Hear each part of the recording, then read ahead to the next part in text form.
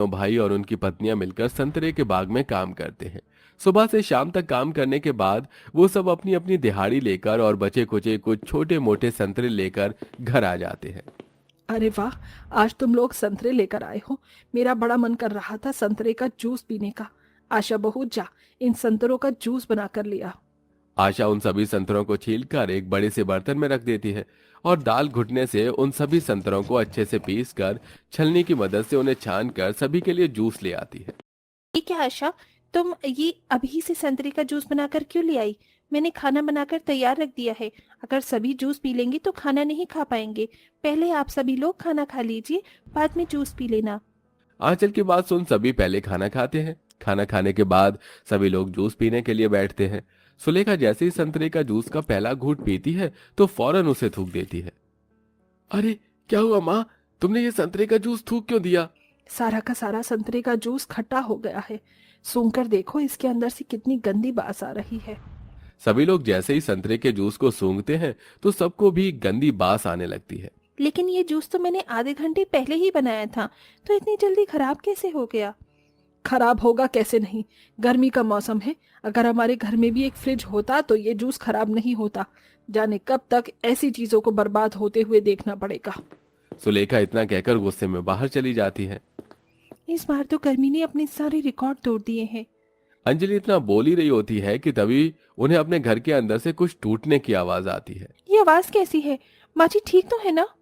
पांचों बहुएं अंदर जाकर देखती हैं कि उनकी सास सुलेखा आंखों में गुस्से के साथ साथ आंसू लिए खड़ी है और उसके पैर के पास पानी का मटका टूटा पड़ा है।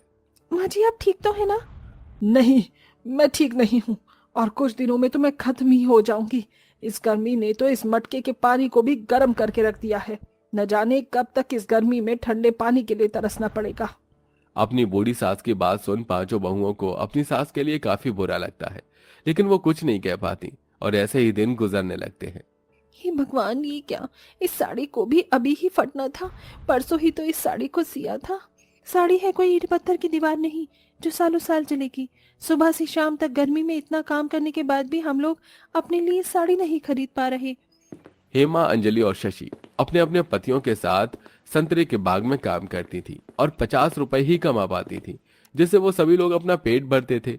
वहीं आशा और आंचल घर को संभालती थी। उनके पति शमशेर और नरेश कई जगहों पर काम ढूंढने की कोशिश करते हैं, लेकिन उन्हें कहीं पर भी काम नहीं मिलता।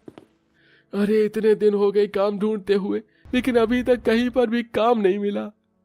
अरे काम के अलावा भी तुम दोनों पैसे कमा सकते हो। मैं तो कह रहा हूँ तुम लोग भी हमारे साथ सट्टेबाजी में लग जाओ। इतना पैसा आएगा ना कि तिजोरियां भर जाएंगी, लेकिन पैसे खत्म नहीं होंगे।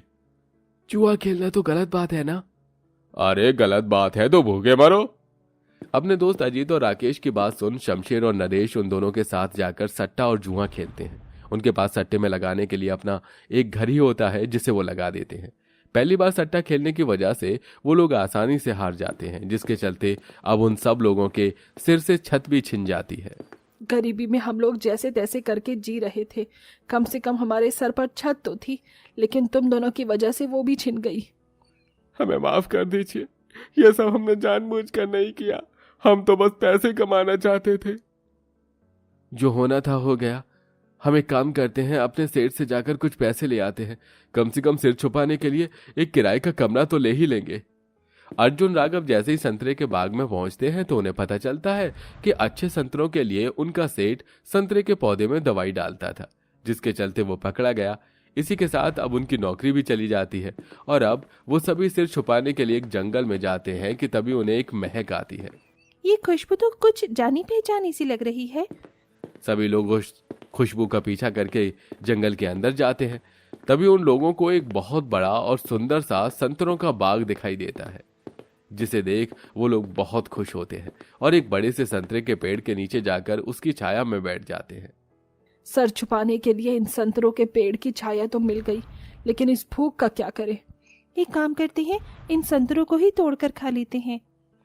आशा जैसे ही पेड़ से एक संतरा तोड़ती है तो उसे एक आवाज आती है, तोड़ो तोड़ो और तोड़ो, हमारे संतरे बहुत मीठे और रसीले हैं। ये आवाज कहाँ से आई?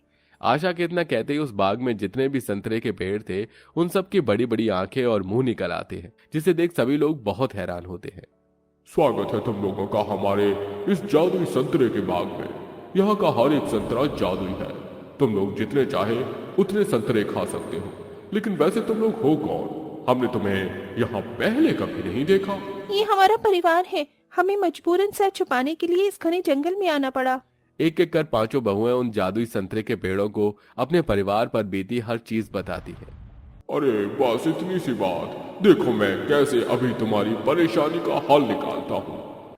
इतना कहते ही उस संतरे के पेड़ में से ढेर सारे संतरे गिरने लगते हैं, जिसे देख अरे तुमने तो हल देने की बजाय हमें इतने सारे संतरे दे दिए। भला हम संतरे का क्या करेंगे? ये कोई मामूली संतरे नहीं, जादुई संतरे हैं। तुम लोग जो भी चाहे इन संतरों की मदद से बना सकते हो। तुम सच कह रहे हो? इसका मतलब हम इन संतरों की मदद से अपने लिए एक घर भी बना सकते हैं? जी हाँ। उन पेड़ों की बात सुन पांचों बहुएं बहुत खुश होती हैं, जिसके बाद अब वो सभी संतरे इकट्ठा करती हैं। सभी लोग मिलकर संतरे का घर बनाने लगते हैं और सिर्फ कुछ ही घंटे में उन सभी का बहुत बड़ा और सुंदर संतरों का घर बनकर तैयार हो जाता है। जिसके बाद वो लोग जैसे ही उस घर के अंदर जाते हैं, इन संतरों के अंदर से तो बहुत अच्छी और मीठी खुशबू आ रही है। ऐसा लग रहा है कि मैं तो कोई परियों की दुनिया में आ गई हूँ और गर्मी भी नहीं लग रही। जी माँ जी, और इस घर में जरूरत का सारा सामान है, चूल्हा से लेकर बेड तक। हाँ बहू, पर घर तो हमें मिल गया, लेकिन खाने का क्या? इतनी गर्मी में तो ठंडी ठंडी कुल्फी और जूस पीने का मन करता है। काश इस घर में फ्रिज भी होता, वो तो है ही नहीं। मेरे पास एक आइडिया है। जैसे हमने संतरों की मदद से अपना घर बनाया है, वैसे ही हम लोग फ्रिज भी बना सकते हैं। पांचों बहुएं उन संतरों के बाग में फिर जाती हैं और उनसे फिर से ढेर सारे जादुई संतरे मांगकर जादुई संतरों की मदद से जादुई संतरों का फ्रिज भी बनाती हैं। अरे ये संतरे से बना हुआ फ्रिज कितना सुंदर है। अब तो हम आराम से इसका ठंडा ठंडा पानी भी पी सकते हैं। पानी का नाम लेते ही उस संतरे से बने हुए फ्रिज के अंदर ठंडे पानी की ढेर सारी बोतल आ जाती हैं। इसका मतलब हम जो भी इस जादुई संतरे के फ्रिज से मांगेंगे वो हमें मिल जाएगा। अब वो सब बारी बारी कर उस जादुई संतरे से फ्रिज से आइसक्रीम, कुल्फी, जूस, केक, तरह तरह के खाने पीने की चीजें मांगते हैं।